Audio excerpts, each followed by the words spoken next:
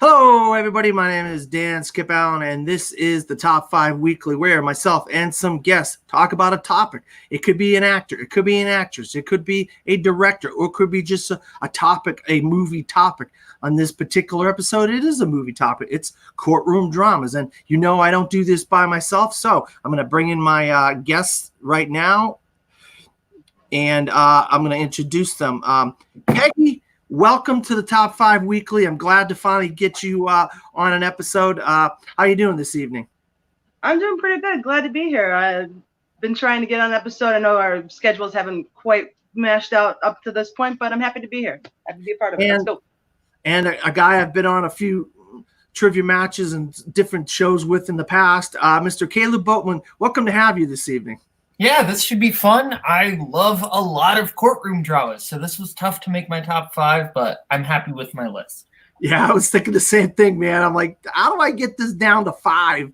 And there's like 12 or 14 of them that I got in like a list. I'm like, how do I get this thing down to 5? But we're going to find out that, and hopefully we all have a little bit of different lists so we get to talk about more movies. That's always the fun thing about the shows. The more movies you get to talk about, the more light we could shed on some of these movies maybe other people haven't heard of. So let's not talk about this now. Let's get going here.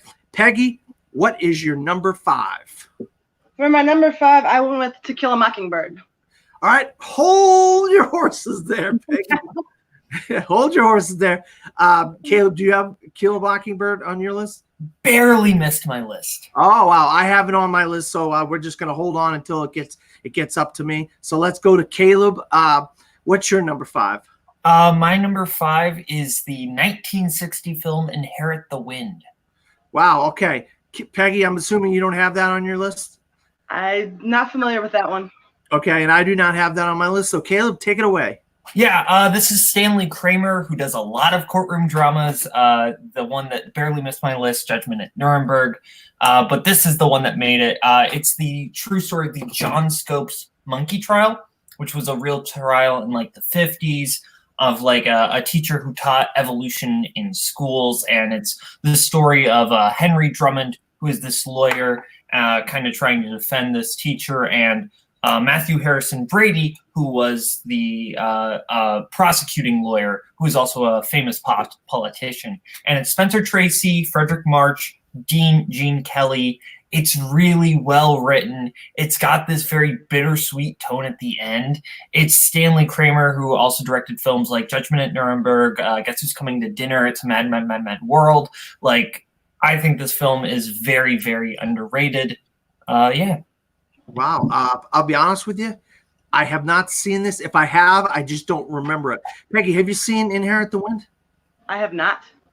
I recognize the title, Caleb. I just can't, for the life of me, kind of picture it in my head. So maybe I haven't seen it. That's a good choice, though. Very good choice on your part. All right. My number 5 is a movie that I actually revisited very recently because I wanted to, before the show, if you haven't guessed, or maybe it was at the beginning of the show. I can't remember.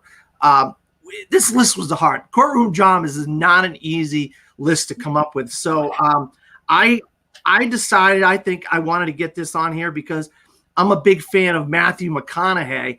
And I was like, okay, which one of these 2 films of his that should I put on the list? And I chose A Time to Kill. Does anybody have a time? You got that on your list? All right. What? All right. Hold on. We got to hold on for Peggy. What if it's at number 4? We can talk about it right now. It's not at number 4. Okay. All right. So we can't talk about A Time to Kill right now. So let's go to Peggy for her number 4. I went with 12 Angry Men. Hold your horses there. I figured that was coming. Oh my God, 12 Angry Men. Wow. You're killing us over here, Peggy. I feel bad because you don't get to talk about your movies until later, but you're going to get a chance when the time comes. All right, we're going to go back to Caleb. What's your number 4? My number 4 is one that I originally did not have on my list. And then I was like, oh yeah, this is also a courtroom drama. It is Stanley Kubrick's Paths of Glory. Yeah, oh God, Caleb. I guess. All right, go ahead. Go ahead. I don't have it on my list, but go ahead. Yeah, it's very much more like of a different kind of courtroom drama because it is like court martial type courtroom drama, but it's the defense of Kurt Douglas is kind of trying to defend these three men who are being charged with kind of not fighting and retreating during this basically unbeatable battle during World War I.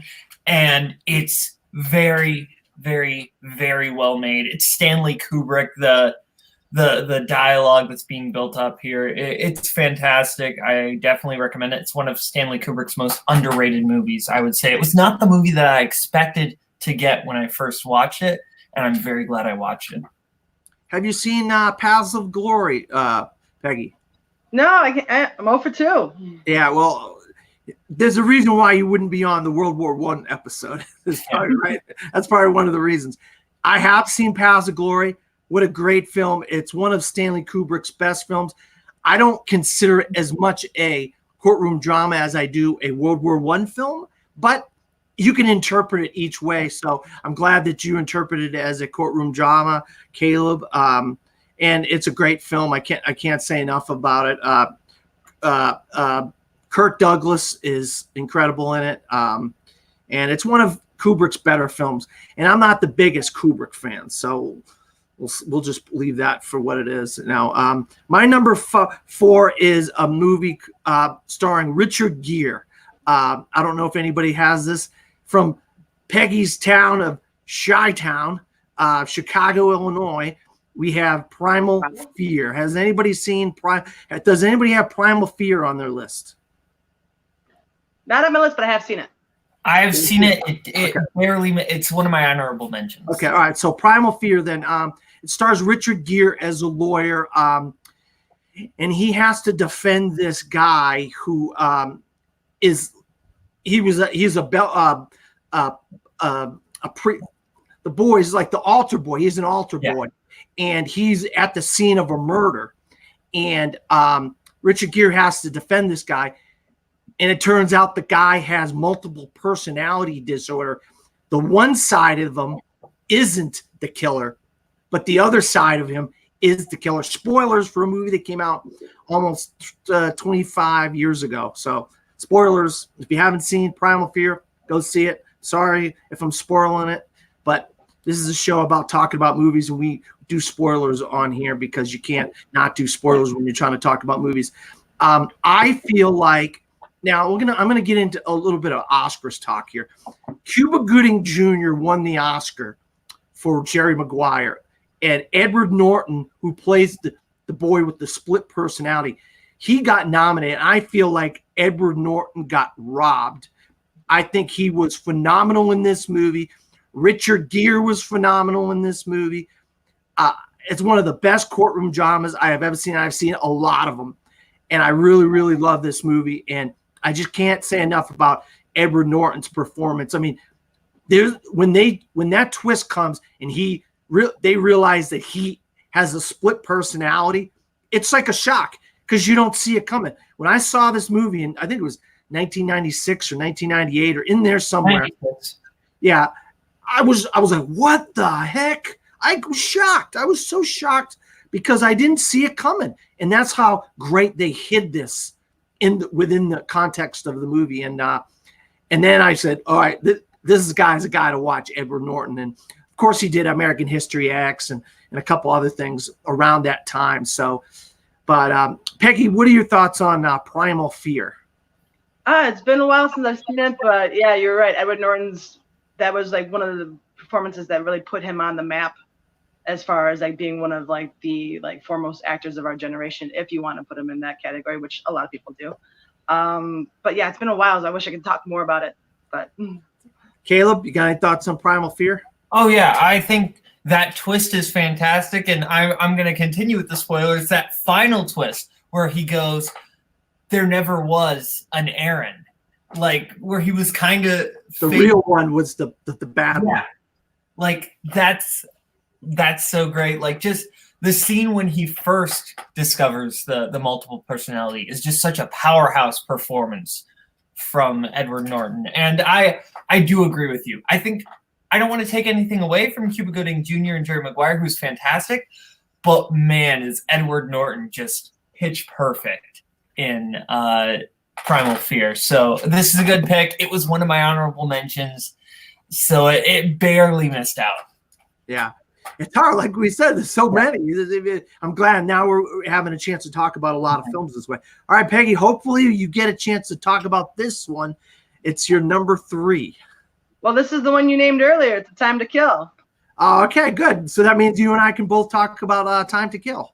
Go ahead. Absolutely. Matthew McConaughey's really first foray into being a leading man was ever, and he knocked it out of the park. Oliver Platt's performance in this does not get enough attention. I feel he was an amazing supporting actor in this one. Trying to think. Chris Cooper on the stand with them yelling, "You turn him loose." For some reason, he says the same thing in the movie Seabiscuit. I don't know why that just sticks out for me, but I thought that was worth mentioning. And Sandra Bullock and that amazing supporting performance from her as well. Yeah, no, I agree about everything you said. The two things that really make this movie what it is to me is Samuel L. Jackson and what he had to go through for this, because he wanted to get revenge on what happened to his daughter of being kidnapped and raped, and I think he's really the standout in this film. Matthew McConaughey, what a great job. One of his early roles. He actually played a lawyer 3 different times, 3 different movies. He's played a lawyer, Matthew McConaughey, and he does a great job in all of them. So, of course, the Lincoln Lawyer, I had to get it in there. I love the Lincoln Lawyer. We won't talk. What's the third one? Amistad. Oh, you're right. Yeah. Amistad. So he made a career out of playing lawyers, but this is one of my favorite. Correct me if I'm right. Is it John Grisham? John Grisham. Based on a John Grisham novel. Yeah, one of my favorite John Grisham novels. I read this thing backwards and forwards so many times when I was younger, and I was like, and it made me want to read all his books. I read so many of his books. And this is around the time when a bunch of his books were being adapted into movies, and they were courtroom dramas. So, but yeah, I absolutely love the period, the racial stuff we're actually kind of dealing with a lot of that today. And so it has an interesting dichotomy of today in today's society.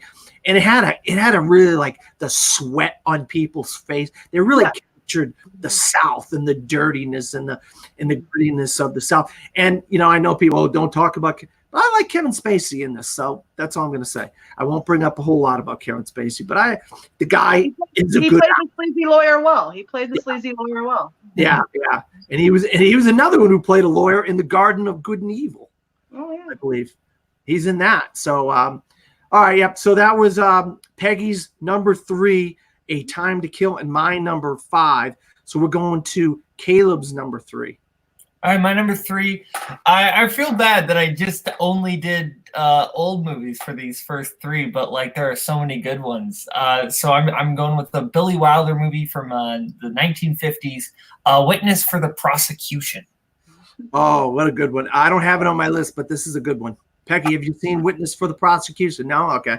This is a good one. Listen to Caleb on this one. I'm gonna say, since Peggy hasn't seen this one, I would like to propose we avoid spoiling the twist, because I think this twist is one of the best twists of all time. Cody Newberry actually just watched this movie for the first time today, and he was like, before the twist, like, yeah, I'm thinking this movie is like 4 to 5 stars. He watches the twist. Okay, this is a 5-star movie. Oh, okay, good. Yeah. But it's Billy Wilder, who's like a genius. The Apartment, Some Like It Hot, Stalag 17. But this is so good. You get this. I love how little this movie tells you and how much it tells you within the first 10 minutes, because it's very much focused on 3 main characters: the lawyer, this man who is accused of murder of an old woman, and his his wife, and how all 3 aren't being totally honest with one another. And it's kind of this game of like double crosses and who's really telling the truth. And it's so well written. There are some very like quietly funny moments. I think it's one of the best films of the 50s in general. No, you're right. This is a really great movie. These types of movies, the difference between way back when, the 50s, the 60s, the 40s, whatever, is they don't have special effects. They don't have all this kind of tricks of editing and all these different, you got to get great performances, and the story has to be legitimately good. And those are the things that make these classic movies so good. The acting from the actors and the direction from the director. And Billy Wilder, like you said, one of the best ever, and Marlene Dietrich, Charles Lawton, Tyrone Power. These are legends.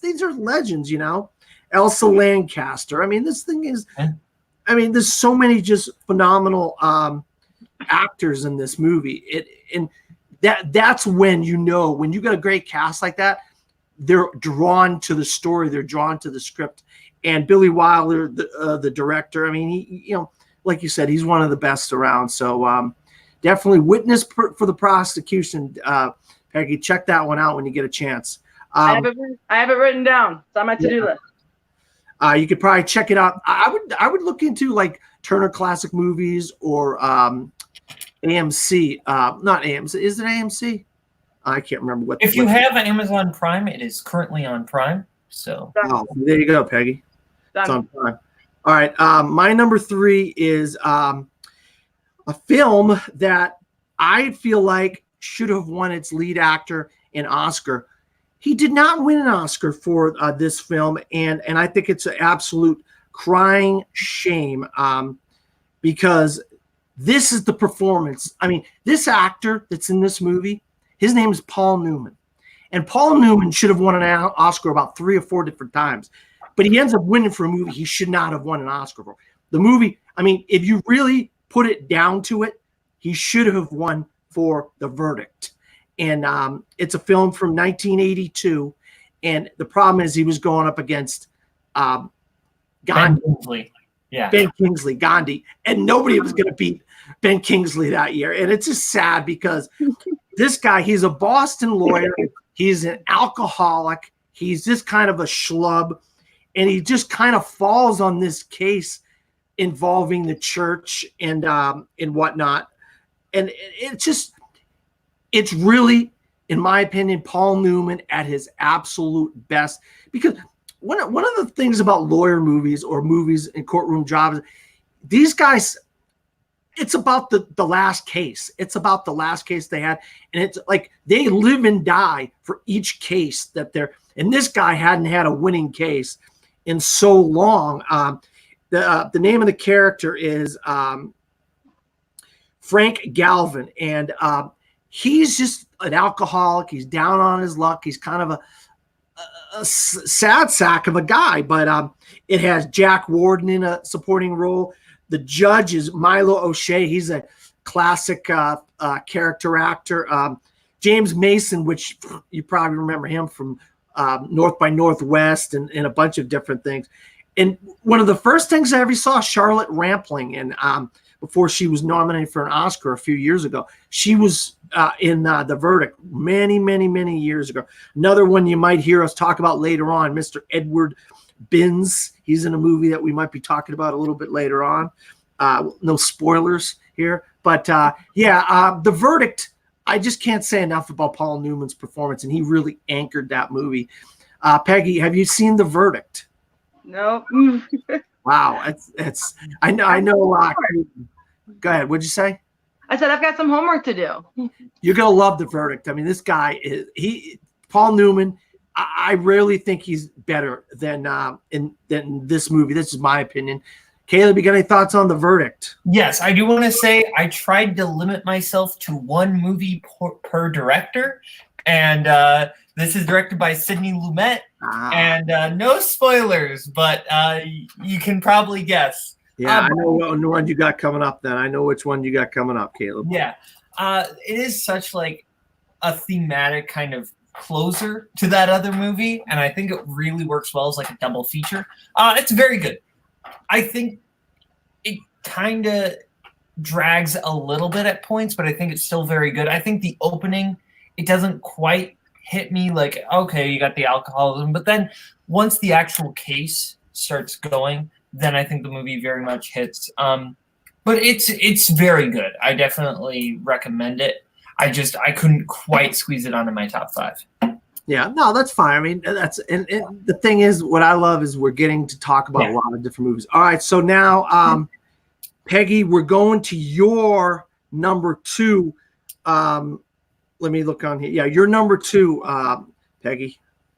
All right. Well, this one stars 2 of the biggest heavy hitters in acting today, arguably, I guess I would say. Philadelphia.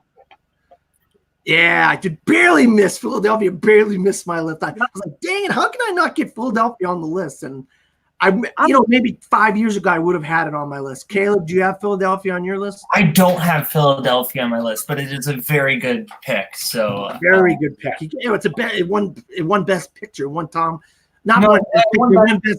Hanks Best Actor. Yes, Schindler's List won Best Picture. That's right. That's right. Mm. Go ahead, Peggy.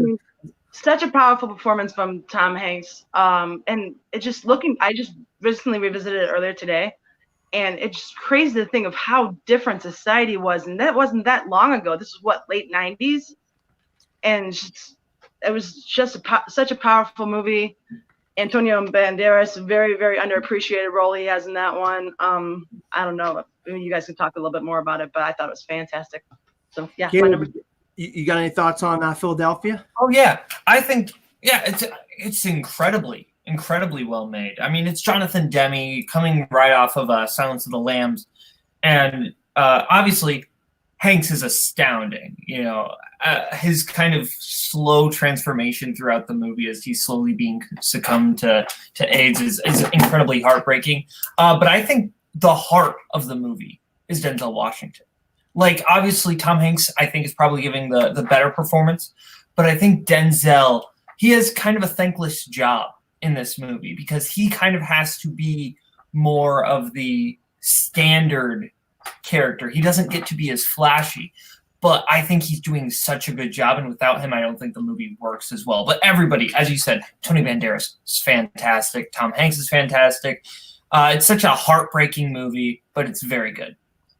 Yeah, the scene where he starts talking about lesions, that is probably one of the most powerful scenes. And then when he's in his office and he's talking to him and why he's trying to get him to represent him and he's touching things, and you get how he feels, how Denzel's character feels about him touching things, and he's like going around wiping things off and stuff. Then later on, how he really gets into the case, and let's talk about lesions. And at this time in our country, the AIDS epidemic was just like everywhere, and it was a huge thing. And I mean, what a great performance by Tom. He goes from winning, he gets Philadelphia and then Forrest Gump, 2 completely different characters, and he wins back-to-back Oscars. One of only 3 men that ever did that. It's him, Jason Robards, and Spencer Tracy. Yep, I knew Spencer Tracy. I couldn't remember what the third one was, but I absolutely love Philadelphia. It's really one of the best courtroom dramas. I'm glad somebody had it on the list so we get a chance to talk about it. Peggy, great choice.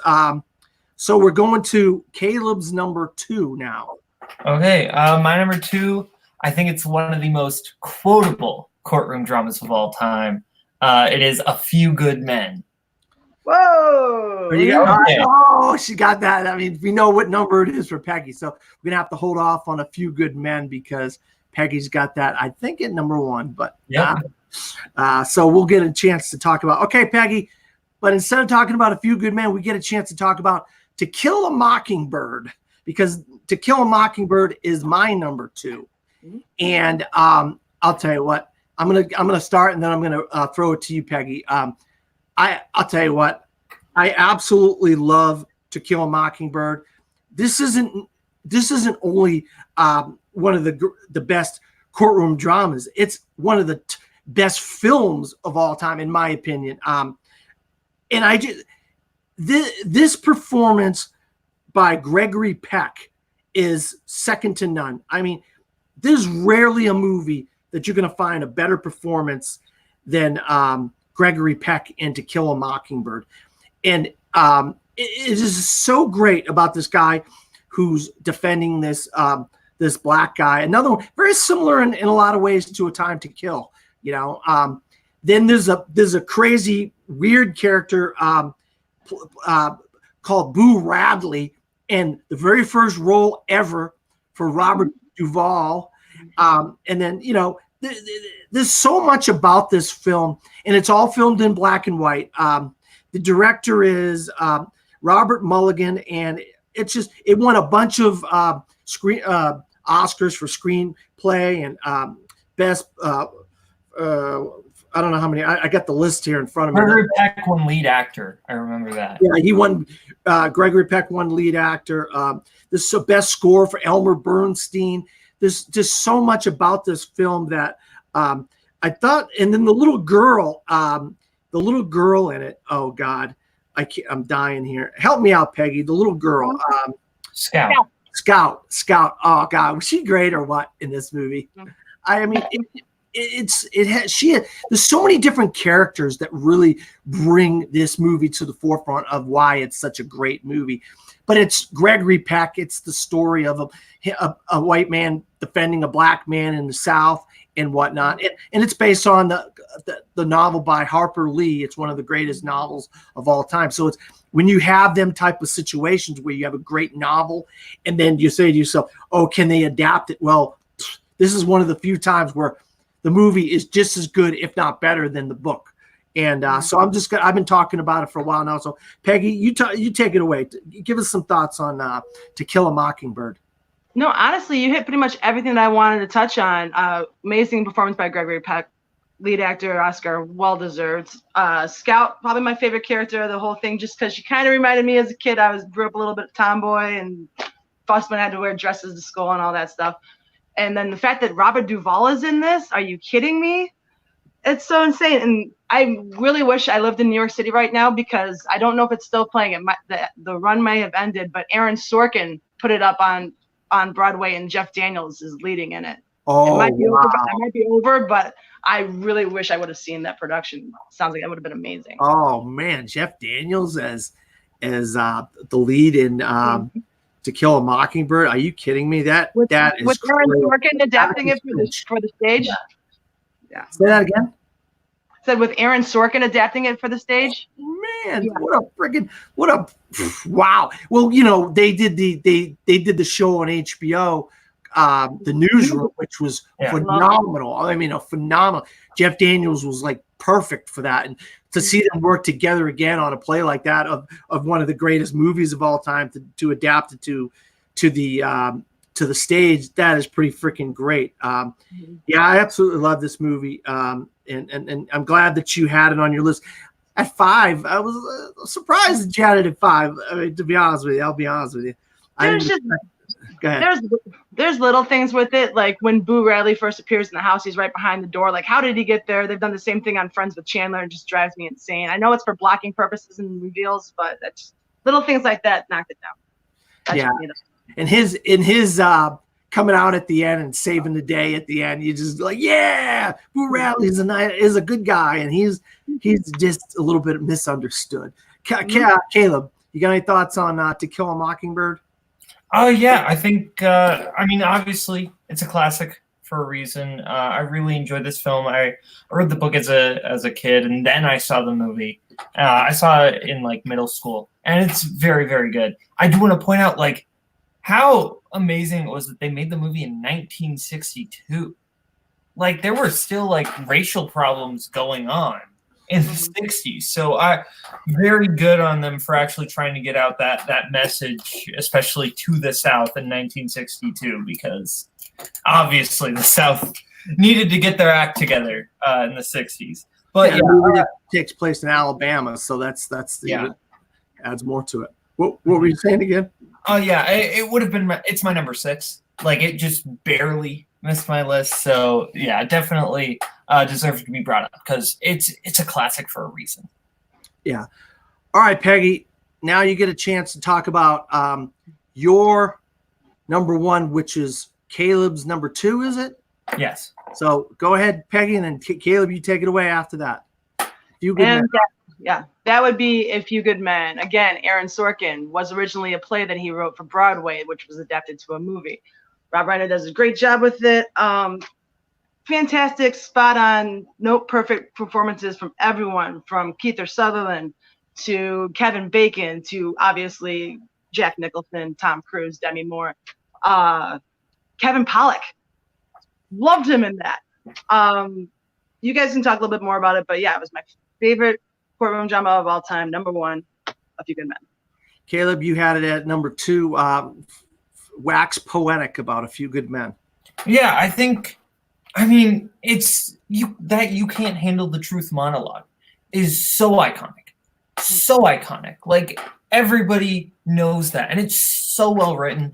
I think all the dialogue, it's obviously very Aaron Sorkin. And I love that the ending is not like 100% a happy ending. Like, the two gentlemen still get, like, in trouble a little bit for what they did. Like, I think that's really great because it does leave you this, like, with questions. And that's what I love. A movie that doesn't just straight up give you easy answers. And that's why A Few Good Men and why I love Sorkin in general. Because I think he never gives his audience easy answers in any of his work. And, yeah, I mean, it is Sorkin dialogue.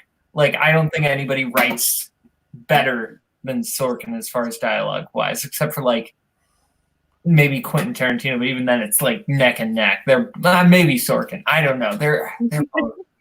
I mean, it's hard. Dan, you have to do another one of these top 5s for screenwriters because that would be very interesting. Well, maybe we'll get to it. We got so many that I want to do as the months and weeks go by. So screenwriting is one. I'll have to think about how I can do screenwriting. That is definitely Sorkin is, he did The West Wing and he's done The Social Network and he's done Moneyball. He's done, next year, he's got a movie that's coming out next year, or this year, I guess. We're in 2020 now. There's a movie he's got coming out this year. Oh, God, I can't think. Trial of the Chicago 7. That's it. Trial of the Chicago 7. So that's going to be a movie that is going to be good and it's going to have some great acting and some great dialogue. So that's the one great thing about him is, I mean, he the dialogue in his movies. And the thing about A Few Good Men is this is at the heyday of Tom Cruise. I mean, we're thinking he's had so many heydays, but this is really when he really started, Top Gun and A Few Good Men and Days of Thunder and all these movies started coming out and you're like, oh boy, here we go. This guy is, Born on the 4th of July, An Interview with the Vamp. A lot of these movies were right around the same time. And he was so great. And there was only one person you could have opposite him in this movie to make it really stand out, the performances and the dialogue. And it had to be, at that time, another one of the heavyweights.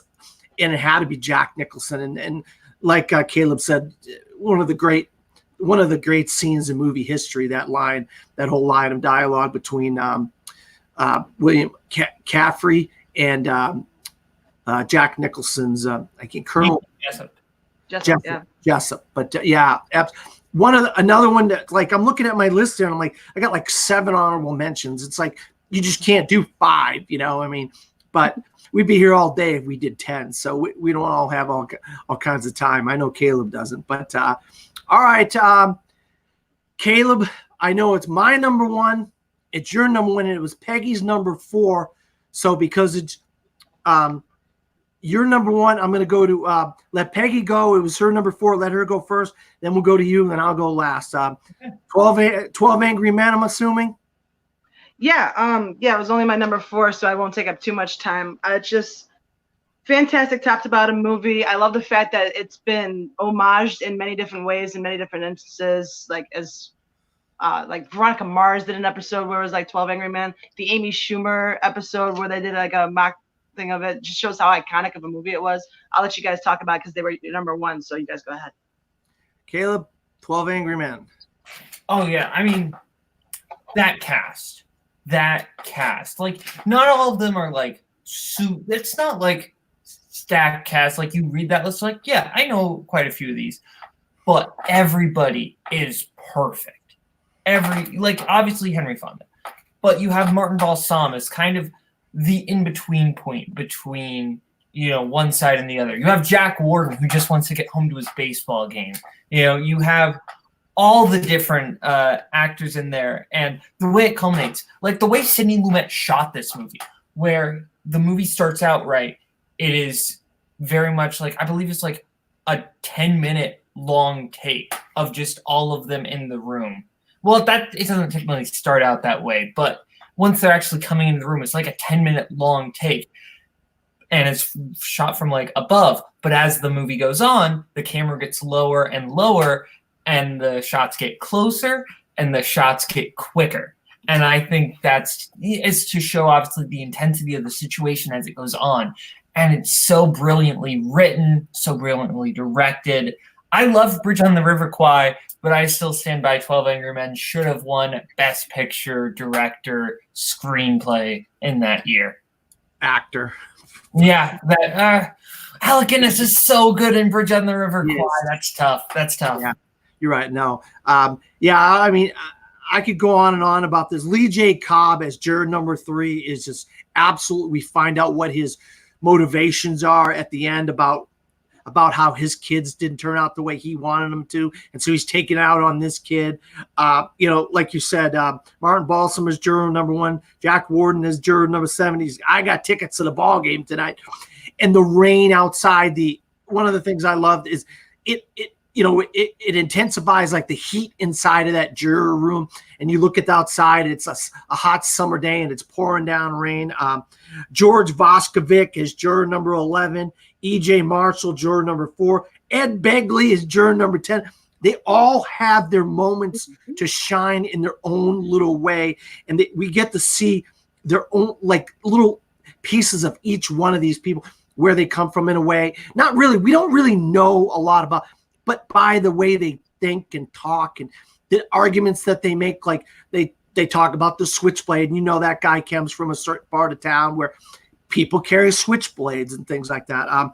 John Fiedler is juror number 2. Robert Weber is juror number 12. Once again, Edward Binns is juror number 6.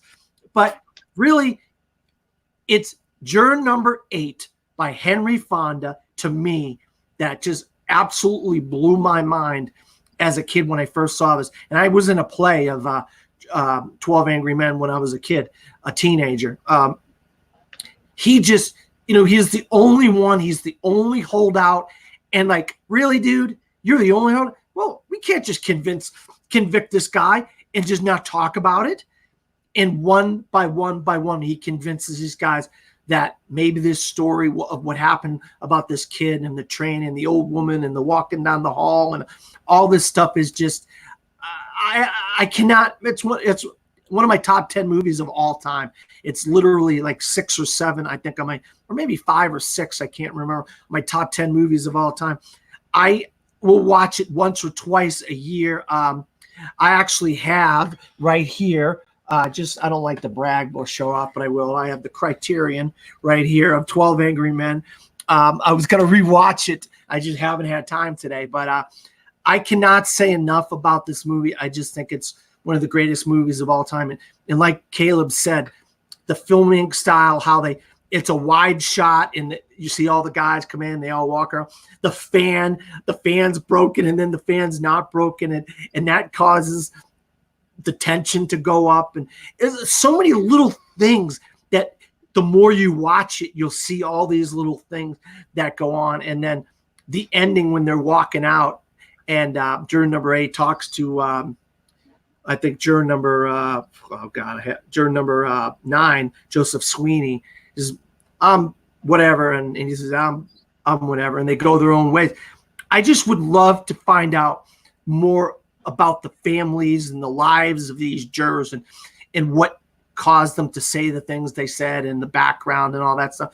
That would have been a really cool story if you maybe like a 12-part miniseries where you have them all go in there and then each episode is one of the jurors, but before and after them being in the jury room, not the actual whole thing with the jury. I would love to see something like that. But they did do an HBO movie starring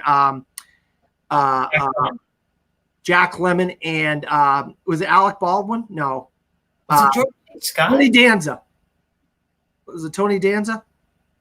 I don't remember. Was George C. Scott juror number 3? George C. Scott in the HBO one? Yeah. Well, I know there was I think the one with Jack Lemmon. I'm pretty sure. I might be wrong.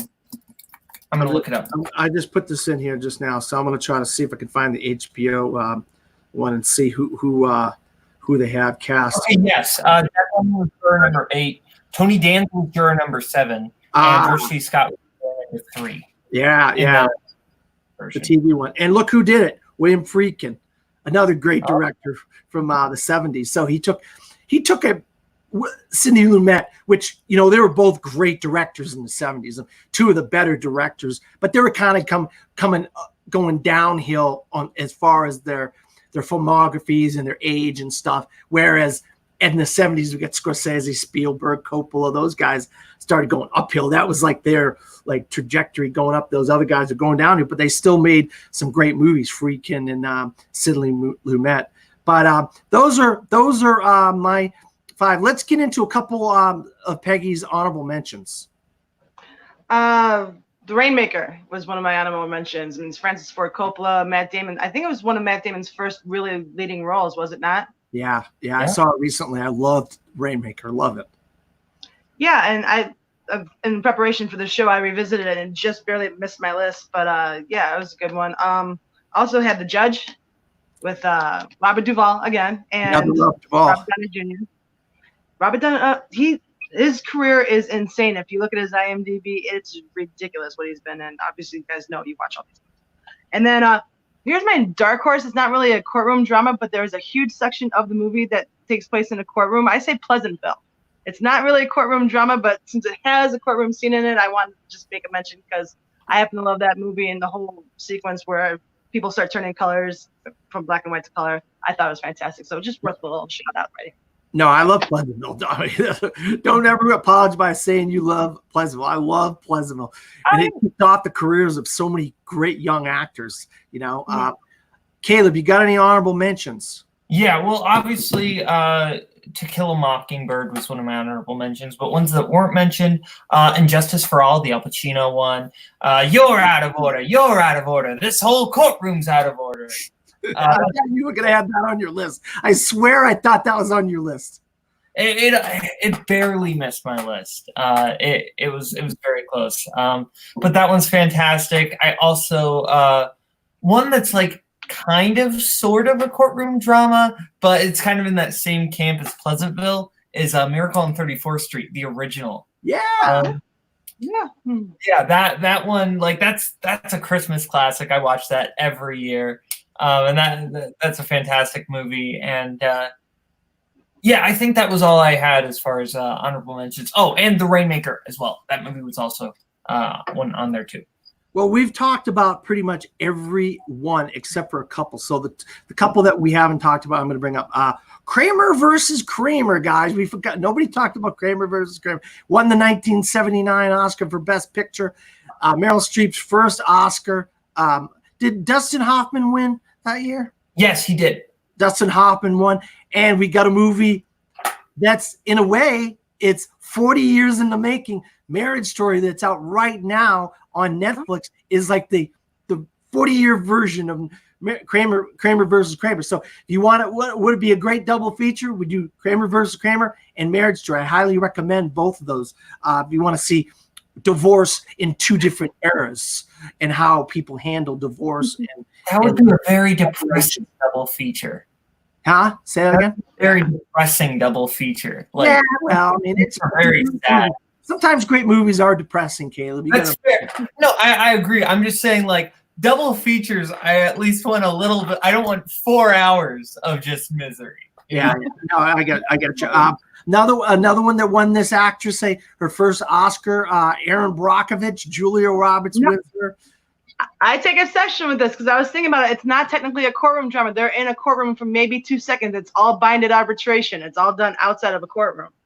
Oh well, it's considered a courtroom drama when I look at courtroom dramas. Plus, I know George C. Scott, not George C. Scott. Albert Finney is a lawyer, and she works for Albert Finney. trying to defend these families. And, we get a lot of these dirty water movies where the families get poisoned or get sick or die from dirty water because of these chemical companies and these factories and stuff. And one that came out earlier this year that I kind of really want to shepherd, I cannot say enough about Dark Water, starring Mark Ruffalo.